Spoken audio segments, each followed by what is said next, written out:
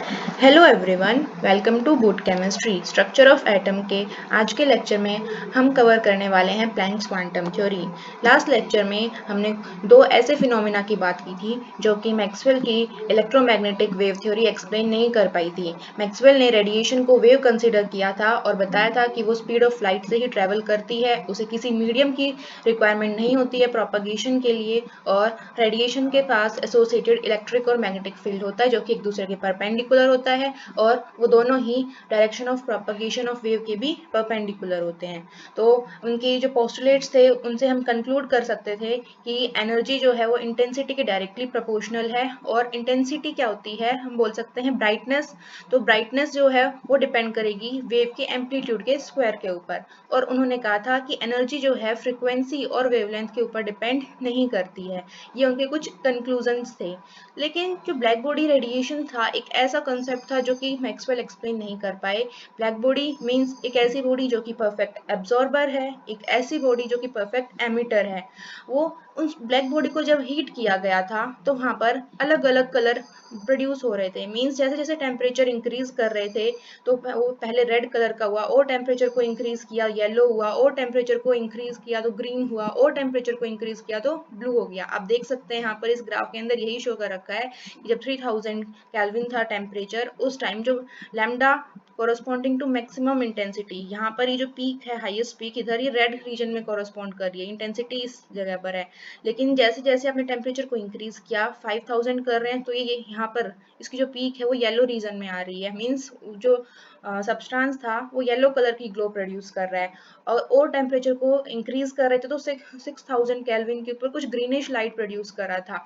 इसके बाद और टेम्परेचर को इंक्रीज किया 7000 केल्विन के ऊपर, यहाँ पर ब्लूइश लाइट प्रोड्यूस की। मीन्स आपको ये देखना है जो लैम्डा मैक्स है यहाँ पर means wavelength corresponding to maximum intensity.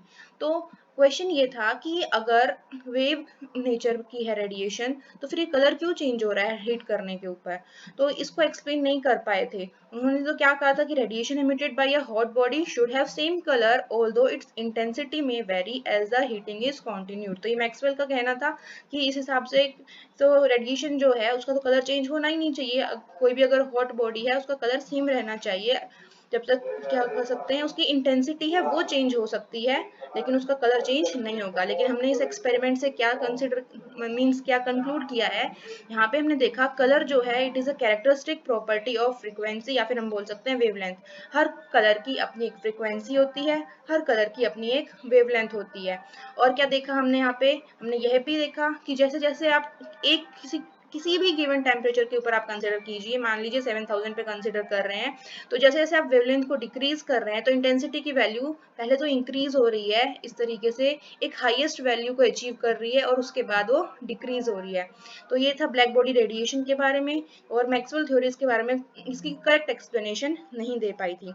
दूसरा फिनोमिना जो हमने डिस्कस किया था that was photo electric effect. Einstein ने एक्सपेरिमेंट किया था जहाँ पे उन्होंने एक मेटल की कैथोड को रखा था और एक सर्किट पूरा कंप्लीट किया था।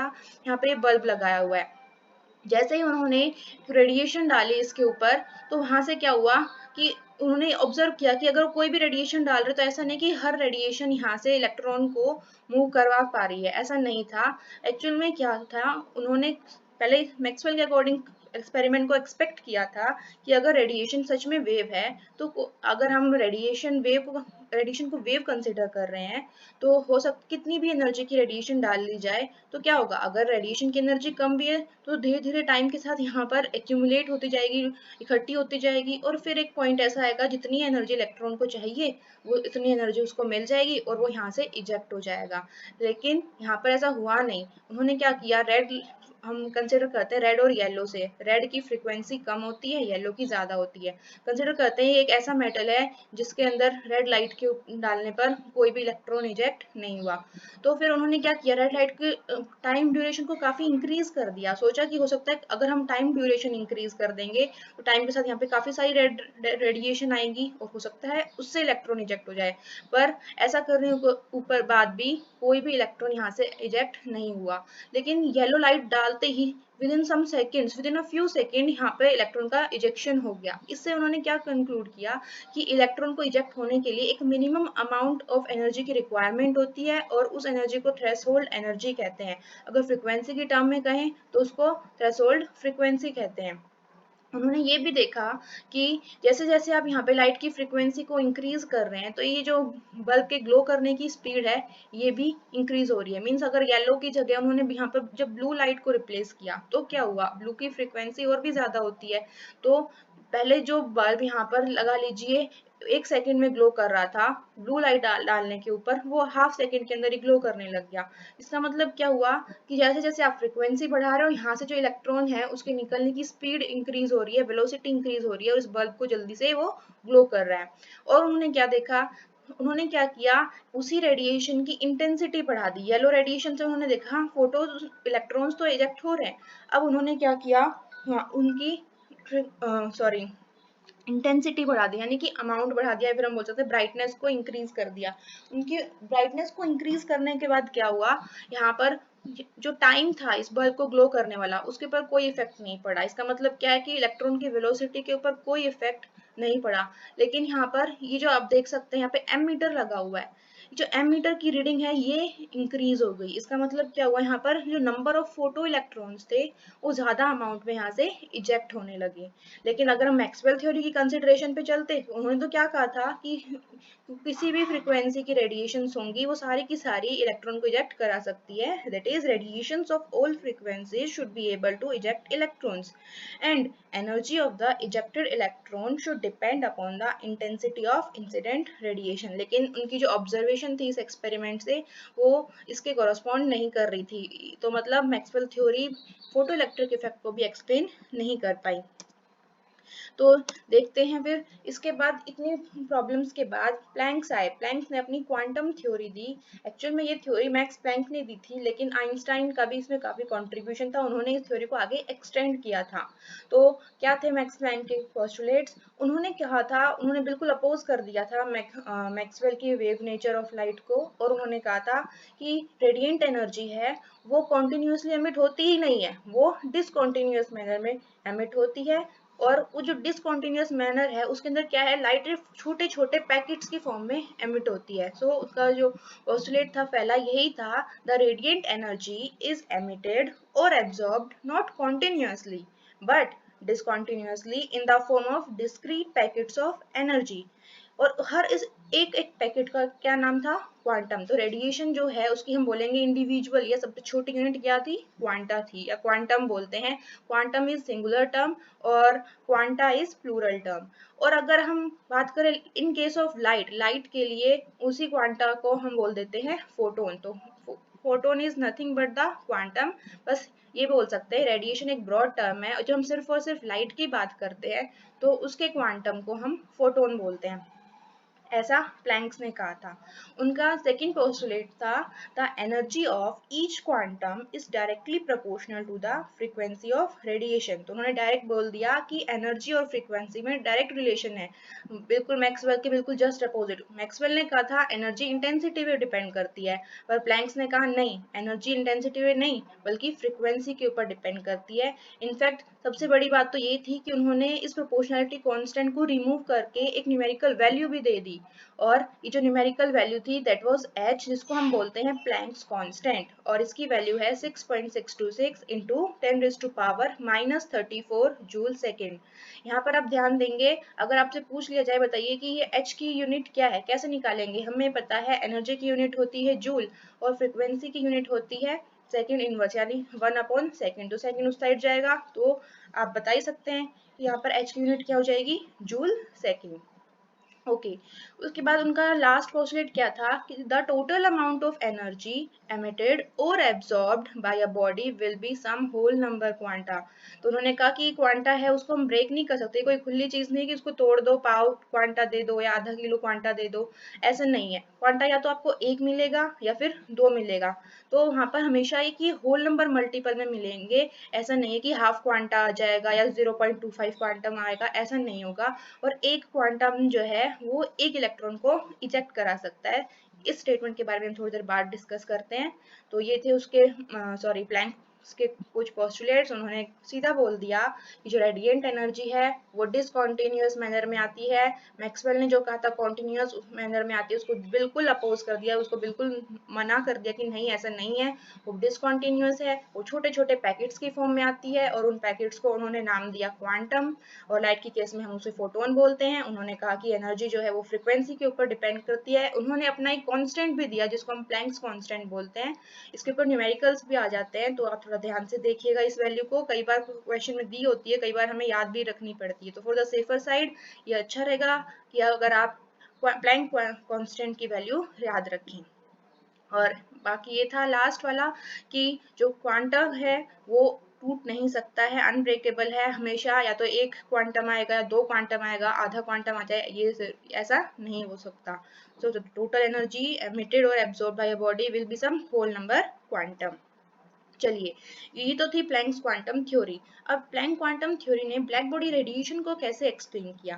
तो उन्होंने कहा कि जब आप किसी भी सब्सटेंस को हीट करते हैं, यानी आप टेम्परेचर दे रहे हो उसको, तो हीट करने से या फिर टेम्परेचर देने से क्या होगा, वहाँ पर एटम के जो एटम्स हैं वो जल्दी ज़्यादा वाइब्रेट करने लगेंगे। हीट किया, बहुत ज़्यादा वाइब्रेट करे, टेम्परेचर और इंक्रीज करे तो उनकी वाइब्रेशन की स्पीड इंक्रीज हो गई, और वाइब्रेशन की जब स्पीड इंक्रीज हो जाती है तो वहाँ से क्या हो जाएगा, फ्रिक्वेंसी है वो भी तो इंक्रीज हो जाएगी। और देखिए मैं फिर से दिखा रही हूँ यहाँ पे, अगर फ्रिक्वेंसी इंक्रीज हो गई तो फिर एनर्जी भी इंक्रीज हो जाएगी।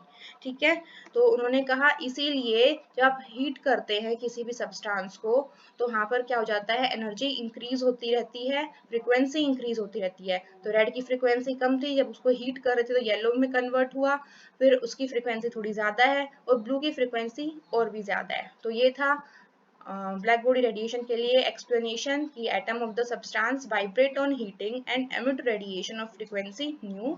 जब हम उसको फर्दर हीट कर रहे हैं तो एटम और भी ज़्यादा एनर्जी को एब्जॉर्ब कर रहा है, और हमें पता है एनर्जी जो है फ्रीक्वेंसी के डायरेक्टली प्रोपोर्शनल होता है। तो अगर एनर्जी ज़्यादा एब्जॉर्ब कर रहा है तो एमिट भी तो ज़्यादा करेगा, क्योंकि परफेक्ट एब्जॉर्बर और परफेक्ट एमिटर है वही तो हमारी ब्लैक बॉडी है। और जब उसने हायर फ्रीक्वेंसी ज़्यादा एनर्जी एब्जॉर्ब की, ज़्यादा एनर्जी एमिट की, तो ज़्यादा एनर्जी एमिट कर रहा है इसका मतलब ज़्यादा फ्रीक्वेंसी भी एमिट करेगा, डायरेक्टली प्रोपोर्शनल का रिलेशन है, तो उसने ज़्यादा फ्रीक्वेंसी एमिट कर दी। इसीलिए टेम्परेचर इंक्रीज करने पर जो कलर था वो चेंज हो रहा था, क्योंकि उनकी फ्रीक्वेंसी चेंज हो रही थी और उनकी जो एनर्जी है बढ़ती जा रही थी, और इसीलिए उनकी फ्रीक्वेंसी भी बढ़ती जा रही थी। तो ये था explanation for black body radiation, और मुझे लग रहा है इसके अंदर तो कोई प्रॉब्लम नहीं थी। आई होप आपको भी यहाँ तक तो कोई प्रॉब्लम नहीं लग रही होगी, उनका एक एक बात एकदम सही लग रही है, यहाँ तक तो कोई प्रॉब्लम नहीं लग रही है। चलिए अब देखते हैं कि फोटो इलेक्ट्रिक इफेक्ट के लिए क्या एक्सप्लेनेशन दी उन्होंने। क्यों, why light of certain minimum frequency can only emit electron. अगर हम जैसे कि वेव कैरेक्टर के अकॉर्डिंग देखें तो अगर काफी देर तक लाइट को रेडिएट कर देंगे, काफी देर तक हम डालें तो भी वहां से इलेक्ट्रॉन इजेक्ट नहीं होता। एक कुछ मिनिमम फ्रीक्वेंसी के लिए लाइट की जरूरत क्यों होती है, थोड़ी सी कम अमाउंट हो तो उससे इलेक्ट्रॉन इजेक्ट क्यों नहीं हो पाता, इसका क्या रीजन है। ऐसा इसलिए होता है क्यों, आप जानते हैं एटम के अंदर क्या है, इलेक्ट्रॉन न्यूक्लियस से बाउंड होता है। अब इलेक्ट्रॉन इजीली तो अपने न्यूक्लियस का फील्ड है उसको नहीं छोड़ेगा, हमें पता है न्यूक्लियस में प्रोटॉन होता है, और प्रोटॉन अपने इलेक्ट्रॉन को बहुत ही टाइटली बाउंड करके रखता है। लेकिन अब क्या हुआ, जब एक पर्टिकुलर फ्रीक्वेंसी की लाइट स्ट्राइक कर रही है इस मेटल के सरफेस के ऊपर, तो वहाँ पर जो फोटोन, हमें बताया था फोटोन क्या है, लाइट का जो क्वांटम है उसको हम फोटोन बोल रहे हैं। तो जैसे ही एक पर्टिकुलर फ्रीक्वेंसी की लाइट उस मेटल के सरफेस के ऊपर जाएगी तो फोटोन अपनी सारी की सारी एनर्जी उस इलेक्ट्रॉन को दे देगा। अब अभी भी मैंने ये नहीं कहा है कि वहां से इलेक्ट्रॉन इजेक्ट होगा या नहीं होगा, ये डिपेंड करता है उस मेटल के ऊपर। मींस अगर उसने फोटोन ने जो एनर्जी दी वो किसके इक्वल होती है, E is equals to h nu, मतलब वो डिपेंड करेगा उस न्यू के ऊपर, एच की वैल्यू तो कांस्टेंट है। अब फोटोन की जो फ्रीक्वेंसी है, अगर वो थ्रेशोल्ड फ्रीक्वेंसी के बराबर है, कौन ये थ्रेशोल्ड फ्रीक्वेंसी या हम थ्रेशोल्ड एनर्जी बोले, ये एक्चुअल में है क्या, ये उतनी ही अमाउंट ऑफ एनर्जी है जिस एनर्जी से न्यूक्लियस ने अपने इलेक्ट्रॉन को बाउंड करके रखा है, पकड़ के रखा है। तो अभी अगर वहाँ पर रेडिएशन नहीं डलती है तो इलेक्ट्रॉन जो है उसको न्यूक्लियस पकड़ के रखेगा, टाइटली बाउंड करके रखेगा। लेकिन अगर एक पर्टिकुलर थ्रेशोल्ड फ्रीक्वेंसी की लाइट उसके ऊपर डलेगी तो फोटोन ने क्या किया, इलेक्ट्रॉन को जितनी एनर्जी चाहिए थी, जितनी एनर्जी न्यूक्लियस दे रहा था, उतनी एनर्जी फोटोन ने उसको दे दी और वहां से उसको बाहर निकाल दिया, स्ट्राइक आउट कर दिया। ये काम सिर्फ आउटर शेल के इलेक्ट्रॉन ही कर सकते हैं, इनर शेल के इलेक्ट्रॉन्स नहीं कर सकते हैं। और इसीलिए क्या होता है, फिर वो इलेक्ट्रॉन वहां से इजेक्ट हो जाता है और वहां से फिर एक सफिशिएंट जो एनर्जी है वो किसने दी, वहां पर फोटोन ने। तो यही लिखा हुआ है, when light of some particular frequency falls on the surface of metal, the photon gives its entire energy to the electron of the metal atom। और जैसे ही फोटोन ने अपनी सारी एनर्जी इलेक्ट्रॉन को दे दी तो फिर क्या होगा, the electron will be detached from the metal atom. कब होगा, only if energy of photon is sufficient to overcome the force of attraction of the electron by the nucleus.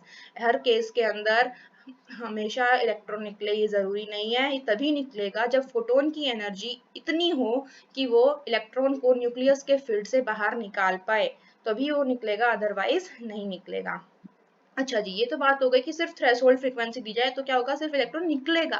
मतलब सरफेस के ऊपर था मेटल का कोई एटम, वहां पर वैलेंस शेल में कोई इलेक्ट्रॉन रिवॉल्व कर रहा था, एक पर्टिकुलर फ्रीक्वेंसी की लाइट उसके ऊपर डली, उसकी सिर्फ और सिर्फ थ्रेशोल्ड फ्रीक्वेंसी थी, तो क्या होगा, सिंपली वहां से इलेक्ट्रॉन इजेक्ट हुआ है, बस बस उसने न्यूक्लियस का फील्ड है उसको बस क्रॉस किया है, उससे बाहर निकल गया। लेकिन क्या होगा अगर थ्रेशोल्ड फ्रीक्वेंसी से ज्यादा की लाइट दे दी, तो क्या निकलेगा या फिर और क्या इफेक्ट पड़ सकता है उसके ऊपर। तो उसके लिए उन्होंने कहा था, क्वेश्चन यही है, what if frequency more than threshold frequency is supplied. तो यहाँ पर क्या है, इसके लिए क्या बताया उन्होंने, उन्होंने बताया कि जो एक्सेस एनर्जी है वहां पे जो पर्टिकुलर जिसको हम थ्रेशोल्ड एनर्जी बोलते हैं उसको हम एच न्यू नॉट से रिप्रेजेंट कर सकते हैं। तो जितनी एनर्जी इलेक्ट्रॉन को जरूरत है न्यूक्लियस के फील्ड से बाहर निकलने के लिए, उसको तो हमने थ्रेशोल्ड एनर्जी बोल दिया है और हम इसको रिप्रेजेंट कर रहे हैं एच न्यू नॉट से। तो वहां उतनी एनर्जी से तो वो सिर्फ बाहर निकला है, और जो एक्स्ट्रा अमाउंट ऑफ एनर्जी है उस एनर्जी को वो इलेक्ट्रॉन यूज करेगा और अपने भागने में, दौड़ने में यूज करेगा। इसका मतलब क्या है, काइनेटिक एनर्जी में कन्वर्ट हो जाएगी। तो यही है, the excess energy is imparted to the electron as kinetic energy. तो ये थी टोटल अमाउंट ऑफ एनर्जी, मान लेते हैं कि H new amount of energy डाली गई है, इसमें से कुछ एनर्जी इसको हम एच न्यू नॉट बोल रहे हैं, ये वो एनर्जी है जो कि इलेक्ट्रॉन ने यूज की न्यूक्लियस के फील्ड से बाहर निकलने में, इसको हम वर्क फंक्शन भी बोल देते हैं एच न्यू नॉट को। और बाकी जो बच गई एनर्जी उसको वो यूज कर रहा है एज अ काइनेटिक एनर्जी, यानी कि अपनी मूवमेंट करने में यूज कर रहा है। तो ये है आइंस्टाइन का रिलेशन, आपको पता है इसी के लिए आइंस्टाइन को नोबेल प्राइज भी अवार्ड किया गया था। लेकिन वो उन्होंने थोड़ी सी फैंसी टर्म यूज की थी, उन्होंने ऐसे देखने में कितना इजी लग रहा है, ठीक है, प्रॉब्लम क्या है भाई, एक्सेस एनर्जी है यहाँ पर। तो कुछ पहले तो उन्होंने अपना बेसिक काम किया इलेक्ट्रॉन ने, सबसे पहले उसने न्यूक्लियस के फील्ड से अपना निजात पाया, ये समझ सकते हैं। और जो उसके बाद फिर भी जो एक्स्ट्रा अमाउंट एनर्जी के बच गया उससे आराम से वो मूवमेंट कर रहा है, काइनेटिक एनर्जी मिल गई उसको। तो इसमें क्या मतलब लगा लीजिए कि देखिए इतनी क्या बड़ी डिस्कवरी हुई कि नोबेल प्राइज मिल गया। खैर उस टाइम को देखते हुए काफी बड़ी डिस्कवरी थी, लेकिन उन्होंने इतनी सिंपल इक्वेशन नहीं दी थी, उन्होंने अपनी जो इक्वेशन है उसमें थोड़ी फैंसी टर्म्स यूज की थी, और उन्होंने यहाँ पर इस थ्रेशोल्ड एनर्जी की जगह सिंबल यूज किया था ये फाई, और इसको नाम दिया था वर्क फंक्शन। तो जो टोटल एनर्जी डाली गई थी वो किसके बराबर हो जाएगी, work function plus kinetic energy के इक्वल हो जाएगी। तो क्वेश्चन में आपसे पूछ लिया जाए कि भाई काइनेटिक एनर्जी की कितनी वैल्यू है, तो आप सिंपली निकाल सकते हो, क्या होगा एच न्यू माइनस फाई, या फिर एच न्यू इसको इधर लेके चले जाएंगे तो क्या हो जाएगा H nu minus H nu naught, ये आ जाएगी हमारे पास kinetic energy of photo electron. ये तीनों फॉर्मूलाज काफी इंपॉर्टेंट है, इसके ऊपर भी न्यूमेरिकल्स पूछे जा सकते हैं। तो इससे क्या पता चला, इस रिलेशन से इससे हमें ये पता चला कि greater the frequency of incident light greater will be the kinetic energy of the emitted electron. यहाँ पे जितना ज्यादा इसका अमाउंट होगा, मान लीजिए यहाँ पर कंसिडर करते हैं किसी एटम के अंदर से इलेक्ट्रॉन को इजेक्ट कराने के लिए 2 जूल की एनर्जी चाहिए होती है, और बाहर से आपने सप्लाई कर दी है 5 जूल की एनर्जी। तो क्या होगा, एटम सिर्फ 2 जूल की, सॉरी इलेक्ट्रॉन सिर्फ 2 जूल की एनर्जी है वो तो यूज करेगा न्यूक्लियस से अपने आप को हटाने के लिए, इजेक्ट कराने के लिए, और बाकी जो उसको 3 जूल बच गई, 5 में से जो 3 जूल एनर्जी बच गई उसको कैसे यूज करेगा, मूवमेंट करने के लिए एज अ काइनेटिक एनर्जी। अब क्या हो, आपने 5 की जगह 10 जूल एनर्जी दे दी है, तो भी यहाँ पर ऐसा नहीं कि उसकी थ्रेशोल्ड फ्रीक्वेंसी के ऊपर कोई इफेक्ट पड़ेगा, उसको अभी भी 2 जूल एनर्जी ही चाहिए न्यूक्लियस से दूर भागने के लिए, तो इलेक्ट्रॉन को 2 जूल एनर्जी से सिर्फ न्यूक्लियस के फील्ड से बाहर निकलेगा, और बाकी की जो 8 जूल एनर्जी है वो अपनी स्पीड बढ़ाएगा, वेलोसिटी बढ़ाएगा, काइनेटिक एनर्जी बढ़ाएगा।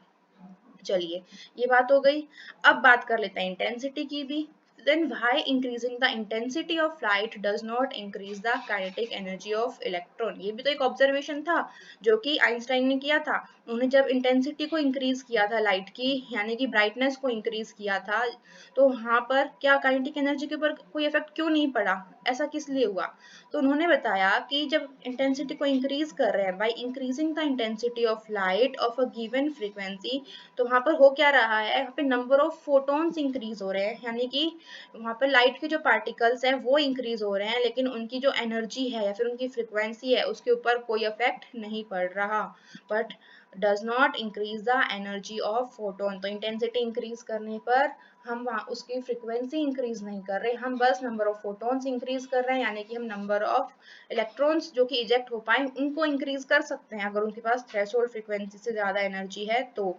लेकिन हम बात करें काइनेटिक एनर्जी की, तो फिर इंटेंसिटी का काइनेटिक एनर्जी के ऊपर कोई इफेक्ट नहीं पड़ता। Hence, on increasing the intensity of light, more number of electrons are ejected, but the energy of the electron remains same. उसकी एनर्जी पे कोई इफेक्ट नहीं पड़ेगा। तो इससे हमें क्या कंक्लूड करें, पहले मैक्सवेल आए, उन्होंने कहा लाइट तो वेव कैरेक्टर की होती है, लेकिन तभी उसके बाद प्लैंक आए, वो बोलते हैं कि नहीं, लाइट वेव कैरेक्टर की तो होती नहीं है, लाइट तो पार्टिकल नेचर की होती है, लाइट तो फोटॉन्स की कंसिस्ट होती है।